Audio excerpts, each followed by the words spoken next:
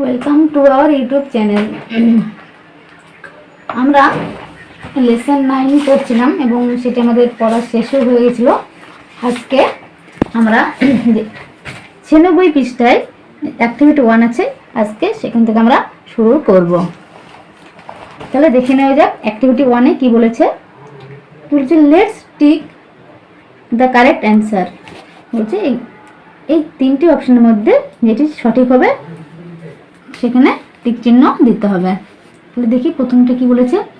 Dronacharya arranged a test two.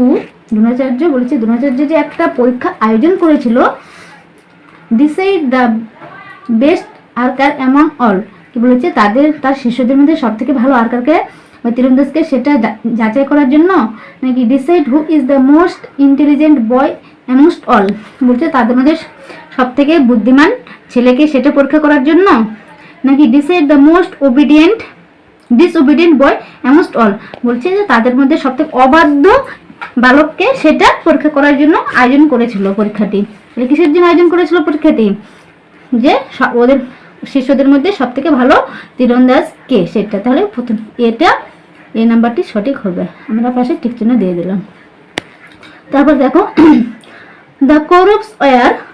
বলেছে কৌরবসরা ছিল কত? আমরা সরাসরি উত্তর করে দেব 100 ব্রাদার্স, 100 ভাই। তারপর দেখো Nakul and Sahadeva war most comfortable with. Nakul এবং সহদেব তাদের মানে কোন অস্ত্রটি তাদের বেশি পছন্দ ছিল? তাদের পছন্দ ছিল সোর্স, তরবারি। তারপর দেখো 97 পৃষ্ঠায় 4 নম্বর, I can see only the eye of the bird said. এই যে কথাটা আমি শুধু পাখিটিই দেখতে পাচ্ছি, পাখিটির চোখ শুধু দেখতে পাচ্ছি, এই কথাটি কে বলেছিল? দ্রোণাচার্য, দুঃশাসনা অ্যান্ড অর্জুনা। কে বলেছিল এই কথাটি? এই কথাটি বলেছিল অর্জুন। তারপর দেখো all the children gathered in the woodland near. যে তারা যে জড়ো হয়েছিল একটা জঙ্গলে, সেটা কোথায় ছিল? সেটা ছিল স্মল হাট হোয়ার গুরু দ্রোণাচার্য লিভড। একটা ছোট্ট কুড়েঘর যেখানে দ্রোণাচার্য থাকত। দুর্যোধন কে ছিল?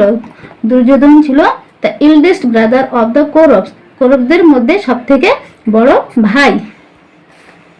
নেক্সট দেখো সবার শেষ প্রশ্নটি, ultimately the test revealed that.